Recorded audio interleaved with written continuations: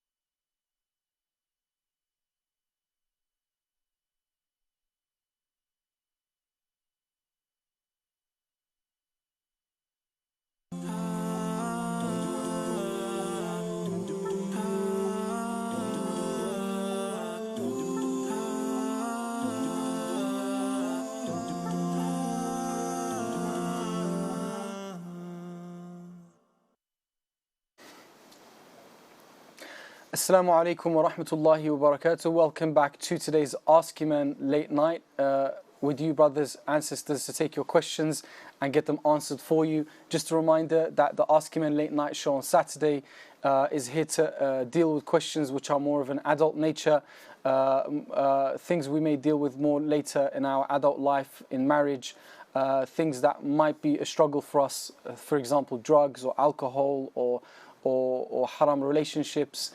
Things along these lines. So if you have any troubles with these areas, brothers and sisters, then the show's here to give you a chance to call anonymously if you'd like to ask questions and benefit yourself to solve your problems, and also those that are watching as well, and all of us. So if you have any questions, give us a call on 0203 5150 769.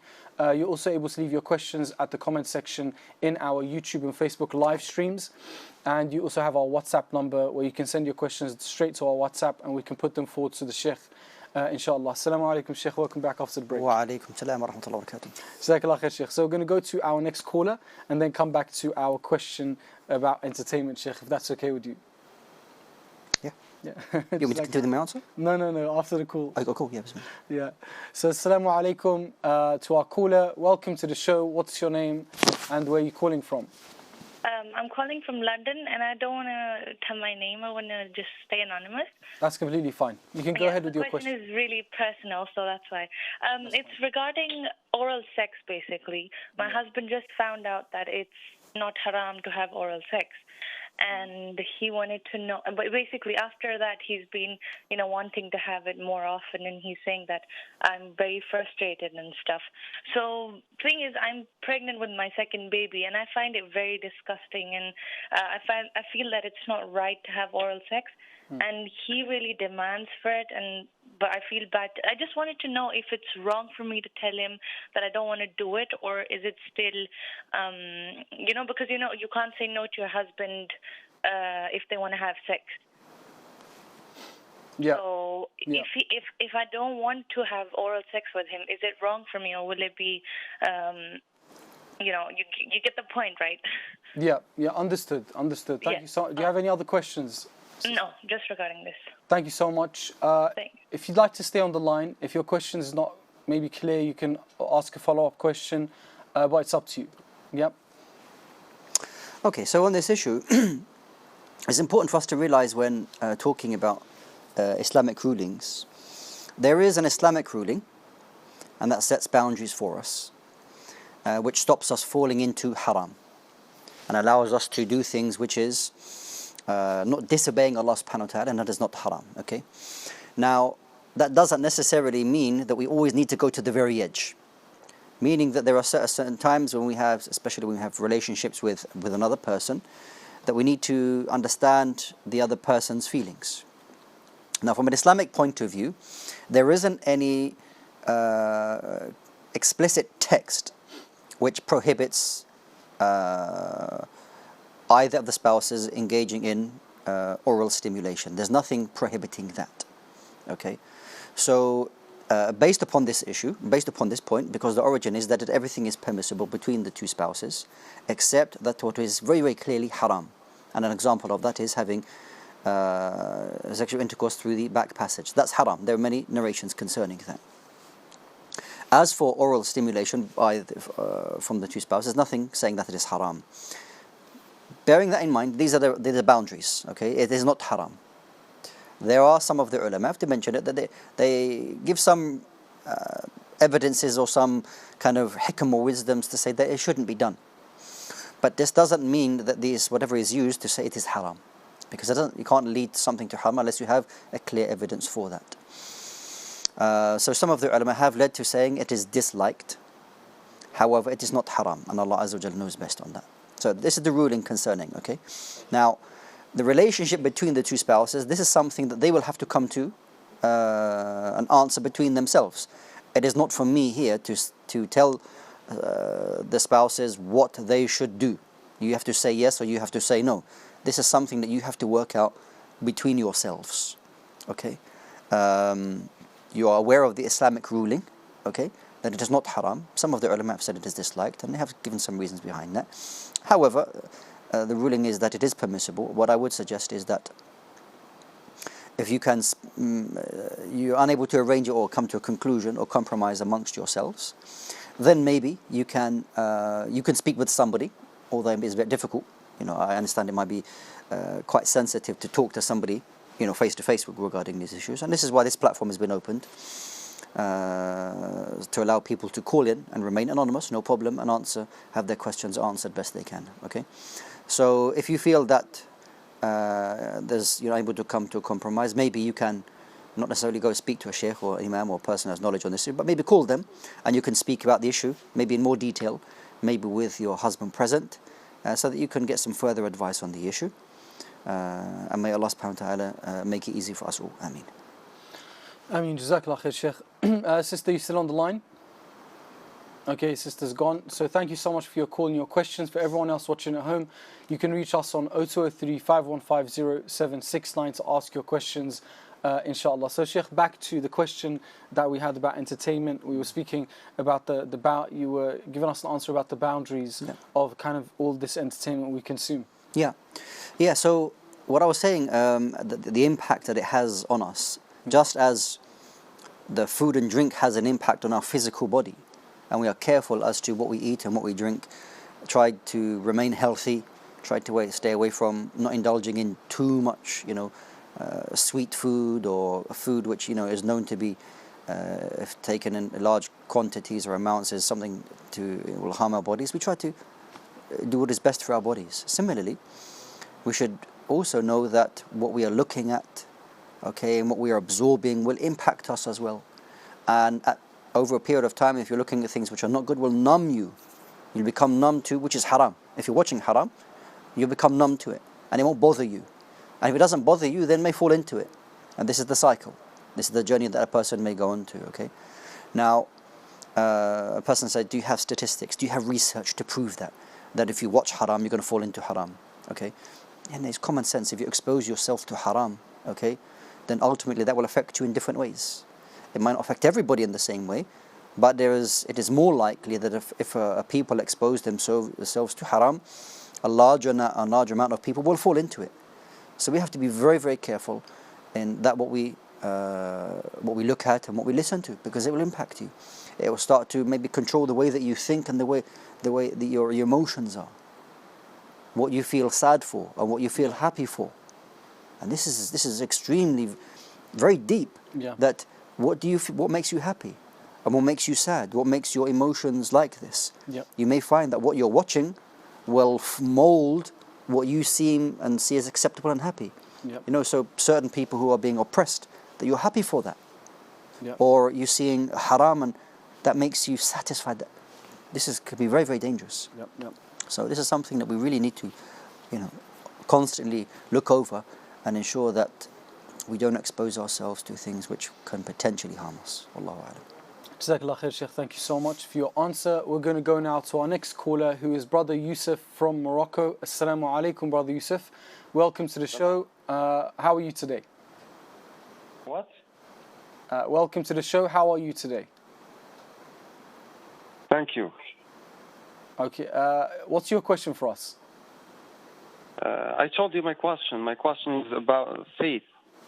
How to increase faith. Some tips and some advices from Shaykh to be in high spiritual state and to get rid of. Assalamu alaikum. Wa alaikum salam wa rahmatullahi wa barakatuh. We can hear you. Okay. So your question is about how to increase Eman? Yeah, how to increase. Because I was suffering from social anxiety. Okay. And I am, alhamdulillah, I'm praying every day, and I want from Shaykh to give me some advices how to get rid of this illness, spiritual illness. Okay then. Just stay on the line. So then, if Shaykh would like to ask you any questions, or you'd like to elaborate on your question, then you can. Okay, so the brothers asked a very important question, something which we should all ask ourselves, really, subhanallah, that how can we raise our Eman? And our Eman is something which is constantly fluctuating, whether it is going up and going down, depending on our behavior, depending on how obedient we are and how close we are to Allah subhanahu wa ta'ala. Maybe if somebody's far away from Allah subhanahu wa ta'ala, that can also affect the level of your iman. Now, this is my answer is basically from two sides. The first side is that if somebody feels that they have a mental health issue, okay, that they need to seek professional help on that, then by all means go ahead and do that.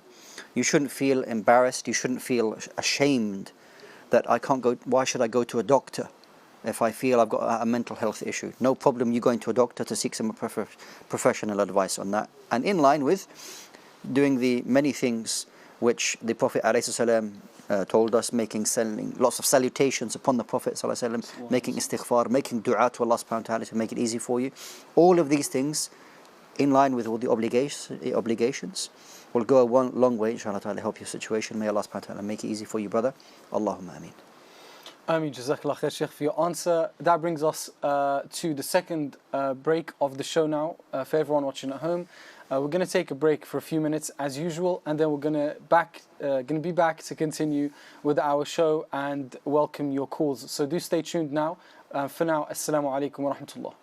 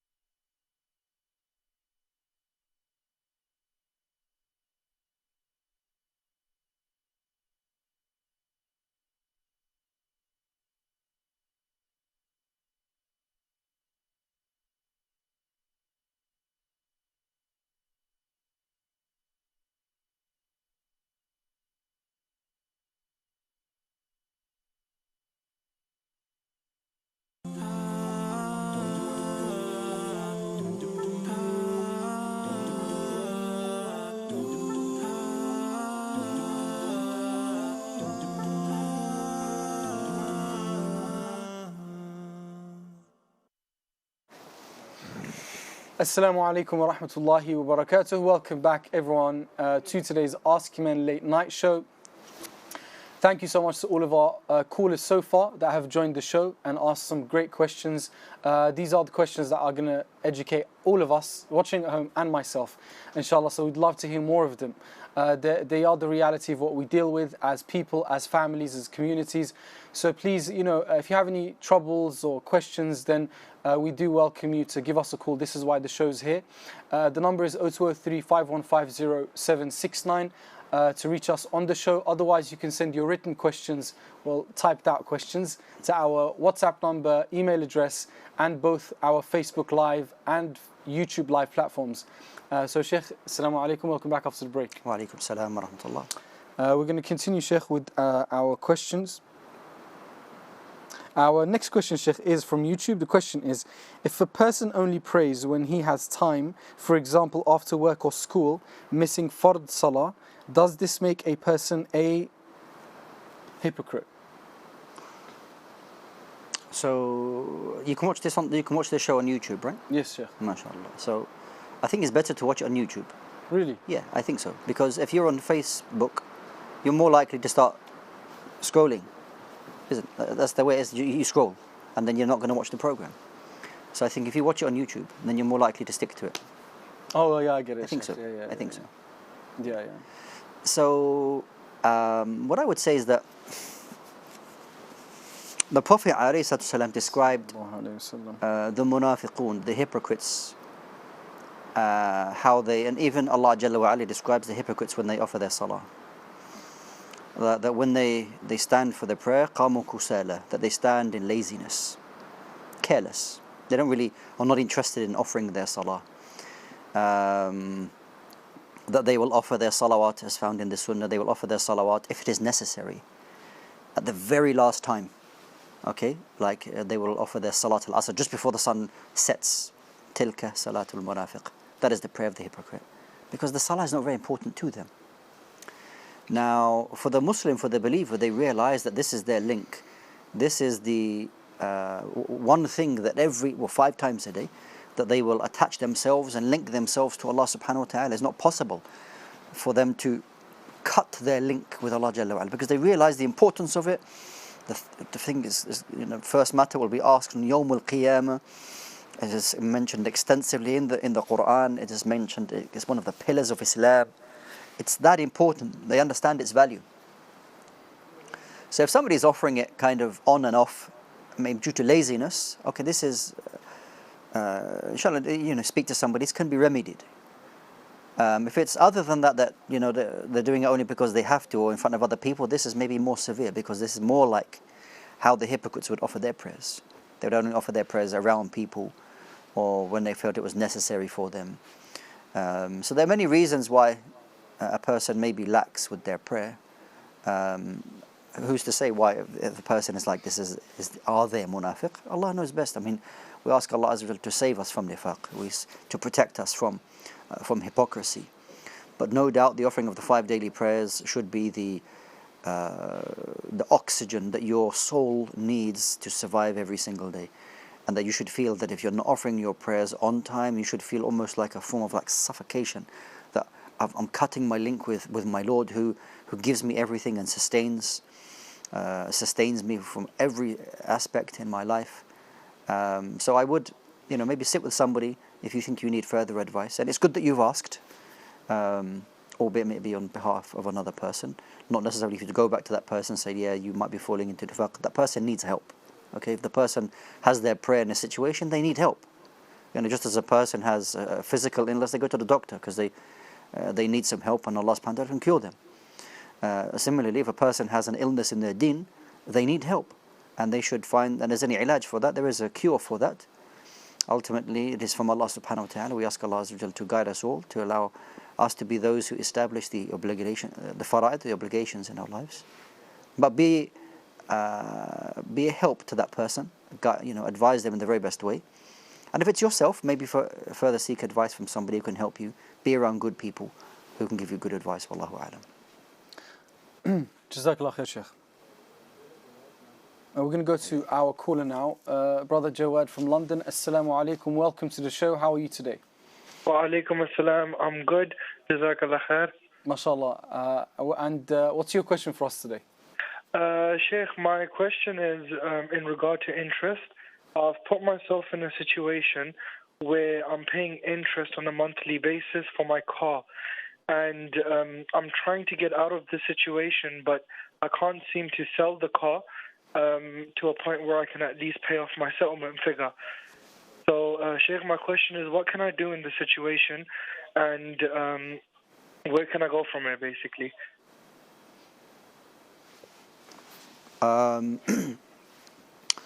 May Allah subhanahu wa ta'ala make it easy for you, brother. The fact you've called shows that you want to rectify the situation. It's difficult for me to give you probably a detailed and tailored answer to your situation because I don't know anything about your situation, your financial situation, or the options you have. Maybe it's best you can speak to somebody in person so that the whole situation can be explained. But no doubt that you need to try and rid yourself of this toxic debt as soon as possible, which is the interest. May Allah Azza wa Jalla forgive us all.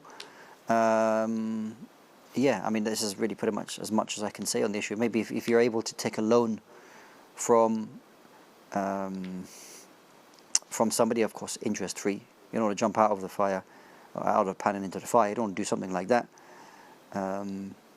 If you can borrow some money, which is a halal loan, to pay it off, and then that's one option.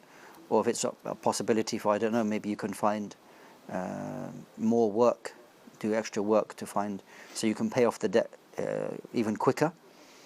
These are some general options that some people have. May Allah subhanahu wa ta'ala make it easy for you, make it easy for us all. I mean, thank you so much, Sheikh. Brother, you still on the line? Yes, sir. Jazakallah khair. Would you like to ask any other questions? No, that's about it. But in regard to the interest, is it enough for me to make the intention to get rid of this, but knowingly that it's going to take me at least 6 months, or maybe even a year? Yeah. So throughout the time that because if you realize you've done something wrong, make istighfar, ask Allah Jalla wa Ala to forgive you, to overlook your mistake, and you're now striving to do the right thing. And if this is the case, then Allah subhanahu wa ta'ala will make it easy for you, and Allah Azza wa forgives all sins. But we remember the mistakes that we made, and we don't fall into them again, inshallah ta'ala. And I ask Allah Azza wa to allow you to get through this situation as quick as possible. Jazakallah khair, Shaykh. Thank you so much to our brother Jawad for his call. May Allah reward you. For everyone watching at home, you're also able to give us a call to ask questions, any questions you may have on 0203 5150 769. Shaykh, we're going to continue back to one of our callers from earlier who sent a follow-up question. Did you say, Shaykh, earlier around the question which was around intimacy a little bit, yeah? Mm-hmm. Did you say anything about being able to say no? Yeah, it's just because there's a question that's a follow-up. Right. Okay. The question is me telling him no for that action on me, or is it specifically for just the whole thing on its own? Yeah. So concerning oral sex or oral stimulation between the two spouses, okay, I give the Islamic ruling, i.e. that it's not haram. Okay.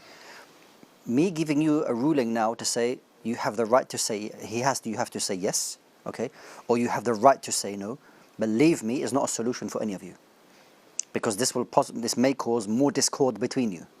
It's not a solution for you or your husband for me to say yes, because it puts you in a very difficult situation.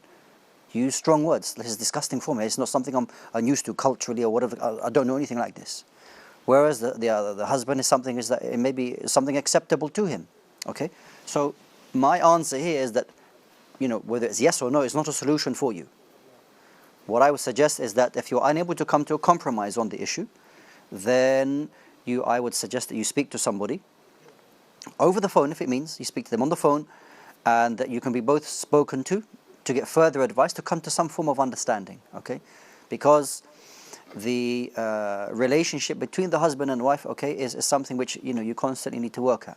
Okay, and if something comes up that you need to discuss, maybe some compromise from one side or the other, okay, then there may need to be some form of compromise, but okay, bearing in mind that you need to both feel comfortable with the situation, especially in matters like this. Nobody should be forced, okay, to do something that they are not happy with.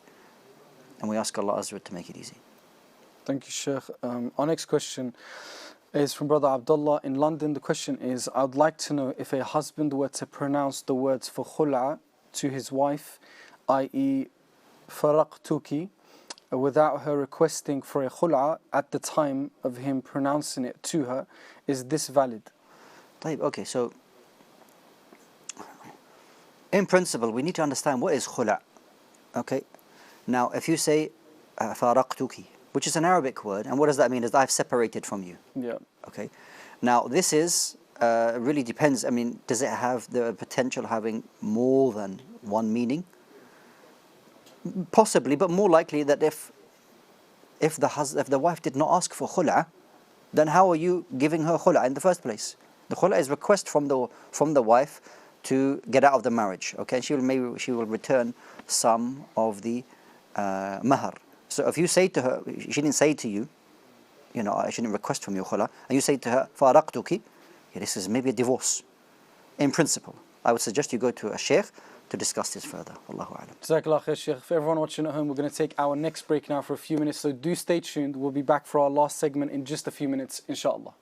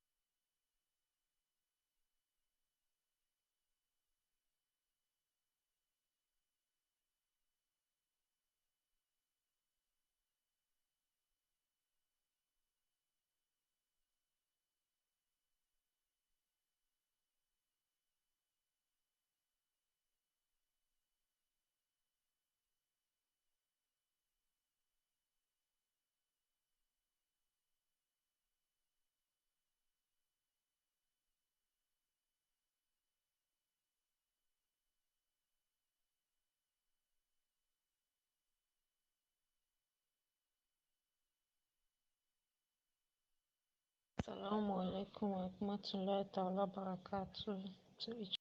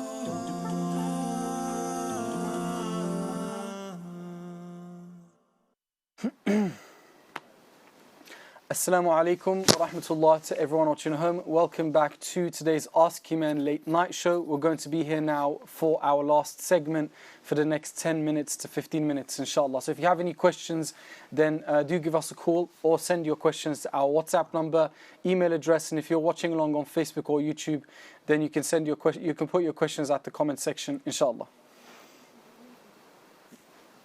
Assalamu alaikum, Shaykh. Welcome back after the break. Wa alaikum salam wa rahmatullahi wa barakatuh. I've been drinking some fizzy water, Shaykh. It's not helping. Oh, love it. All right then. So our first, we're going to go through our YouTube questions now. Inshallah. So Bismillah, Assalamu alaikum to our brothers and sisters watching on YouTube. Thank you so much for sending your questions. We're going to get into your questions now and try and cover most of them, inshallah. So our first question from Parvez is, remember me in your prayers. So may Allah bless brother. May Allah subhanahu wa ta'ala bless Yeah. Parvez and make it easy for him and his family. I mean. Ameen. Our next question is from brother Hamza. He says, Assalamu alaikum. Can you pray Isha immediately after from praying Maghrib? Isha immediately after Maghrib? Well, if you're a resident, then no, you should pray Isha in its time. Yep. Maghrib has its time and then Isha has its time. So once the sun has gone down, once the redness has disappeared from the sky, then you can pray Salat al-Isha in its time, a time after that, inshallah ta'ala. Jazakallah khair, Shaykh. Our next question is my second question, which is from brother Hamza as well. May Allah bless him. I don't pray Dhuhr and intended to pray it during Asr, and unfortunately I got to pray it again. So what I'm asking is, which time can I pray that prayer?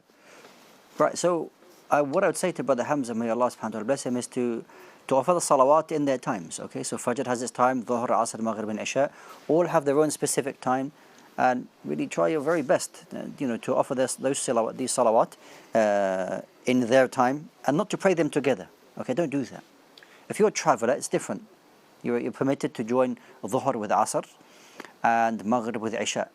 I do realize that it's winter time now here in the UK, in the Northern Hemisphere, okay, and the salawat times may be quite close together, but nonetheless, you really make an effort to ensure that you are praying your salawat in their time. And also the prayers are in order. We don't pray them out of order. You pray like, I'm praying Asr, oh now I'm going to pray Dhuhr. Okay, if you forgot that, let's say you prayed Asr and then you realized, I didn't pray Dhuhr, then you pray Dhuhr, and the Asr is valid. Okay, you wouldn't need to repeat Asr. That's in a situation where maybe you forgot. Otherwise, the salawat, they will be prayed in their order. Jazakallah khair, Shaykh. Our next question is from brother Amjad Al-Abbasi. He says, hello Shaykh Wasim. That's all it is. Wa alaikum salam. Do you know brother Shaykh?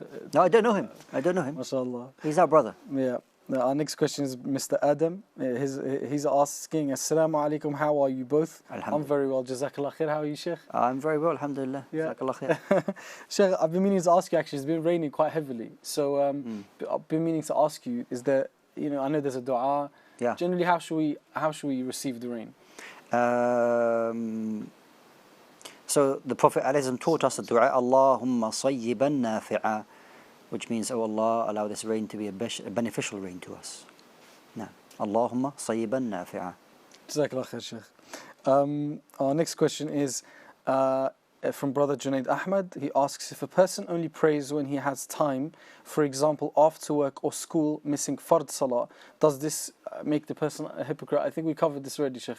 We answered this question. Yeah, move on. Okay. Yeah, listen, we've done it. Hypocrisy is something that is known between you and Allah Jalla wa'ala. Maybe you're hiding it, but offer your salawat on that time. Yeah. All right, Shaykh. Jazakallah khair. Our next question is from Forever 622 at 1. You gotta love those names. I don't know, are these names that people actually choose? No. Or is that you put your name in and it's like, well, somebody's already got that name, and then they make up a name for you and then you just accept it? Maybe both. What's the name again? Forever what? Forever 622 at 1. It's really creative. At 1. Yeah. Okay, 622 at 1, maybe it means there's a secret code or something. Yeah. Yeah, that's, mashallah, very creative. So the question is, Shaykh, I'm being told in my ear, get to the question.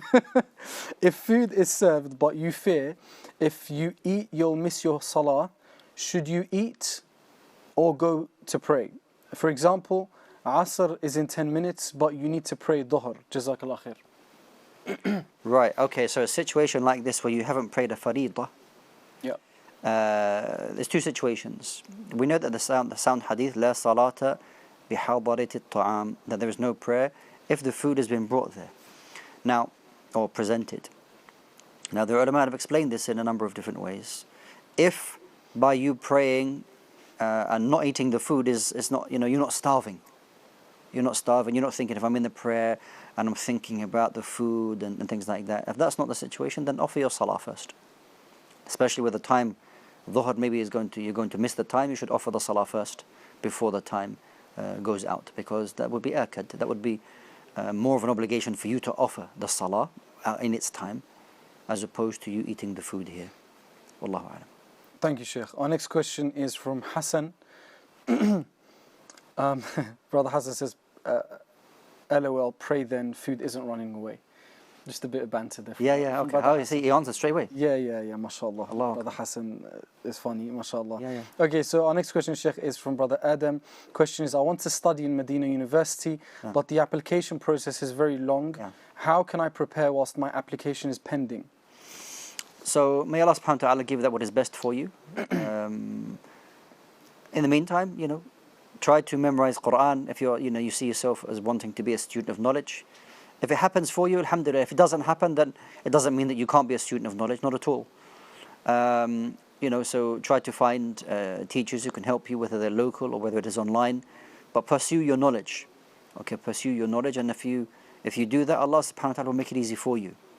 Make lots of dua to Allah subhanahu wa ta'ala that He opens a way for you, whether it is in Medina University or somewhere else. May Allah subhanahu wa ta'ala give you tawfiq. Ameen. Ameen, Shaykh. Jazakallah khair. Our next question, Shaykh, is there any benefit to reciting the Quran for a deceased loved one? Do they get any reward from this? Mm-hmm. So this is a practice of some of dedicating recitation of the Quran to the deceased, as we may perform Hajj or Umrah for the deceased, which is evidence for that. But what seems to be more correct than Allah subhanahu wa ta'ala is best, there's no dalil, there's no proof that you can dedicate the recitation of the Quran to the deceased. You can make dua for the deceased, no doubt. You ask Allah Azza wa Jalla to have mercy upon them, make it easy for them, give them nur in their grave, and whatnot. You can do that or set up a continuous charity for them. But the recitation is only for the one who is reciting. Wallahu a'lam. Jazakallah khair, Shaykh. Our next question is, can one perform adhan at the graveyard? There is no specific reason for you to make adhan at the graveyard. If you go to the graveyard to remind yourself of death, as the Prophet ﷺ told us. For you to go there specifically, I want to make adhan. There's no purpose in you doing that. You shouldn't do that because you are specifying something that was not told to us by the Prophet ﷺ. No. Thank you, Shaykh. Our next question, and then after this we'll go to our caller that's on the line. The question is, for a married sister, if her husband practices a different fiqh to her, should she follow the same school or stick to the one she practiced before marriage? So this is a very general question. What I would say is that you may find there's a lot of things which overlap. Okay, if there are individual things which you may slightly differ on, speak with your husband. And if you're happy to do your own thing, alhamdulillah. If you differ on issue, that you see it this way and you see it that way, sit down together and come to an understanding, inshallah ta'ala. Is that very important, Shaykh? Generally, the advice you gave when it comes to spouses, when it comes to marriage, sitting down, talking. Yeah, definitely. Having that. Yeah, I believe compromise and communication is very important between everybody, not just the spouses, but everybody. Okay, and there are certain questions which have to be very clear on. That on this platform, especially between husband and wife, for me to say that yes, you have to listen to your husband at this will cause problems. And what understanding is this? Why do I have to do that? Or, for example, like one of the earlier questions, the husband wants a practice in the home and the sister doesn't want it. Me giving you an answer, yes or no, it's not a solution for you. You need to sit down and both of you need to have a compromise, an understanding. If, however, you've explained your situation in great detail, okay, and then in front of a person of knowledge or somebody who's qualified to give you an answer, and they're both prepared to say, whatever you say to us as an Islamic ruling, we'll take that. Yeah, yeah. Then, okay, fair enough. Okay, but before that, okay, it's not right for me just to say that, yeah, yes and no, you have to follow the fiqh of so and so and so and so. But in general, I say you have to compromise. And you have to have an understanding between the two. Wallahu a'lam. Jazakallah khair, Shaykh. We're going to go to our next question from YouTube just to get through our YouTube questions. We had a caller, didn't we? Yeah, we don't have enough time for the caller, so apologies for that. We only have about a minute left of the show. By the time we finish the call, it'll be 40 minutes into that minute. You know, well, 40 seconds. 40 seconds. You see, we're losing time, Shaykh. Okay, go ahead. Our next question is, well, it's 40 seconds now. Okay, what should the dynamic be between spouse and their stepchildren be when the age gap between them isn't a lot? For example, 1 to 3 seconds, 3 years. I don't know how I'm supposed to answer that in 20 seconds. But, you know, maybe I'm about to say to you, go to a person of knowledge, someone can advise you. May Allah join your hearts. Ameen. Jazakallah khair, Shaykh. Sorry to put pressure on you with that last question. No pressure. You know, no may Allah bless you, Shaykh. Thank you for joining us today. Barakallahu feek. Thank you to everyone who's joined us today on the show. We'll be back on Monday at 7:30, Tuesday at 7:30, inshallah. For now, assalamu alaikum wa rahmatullah.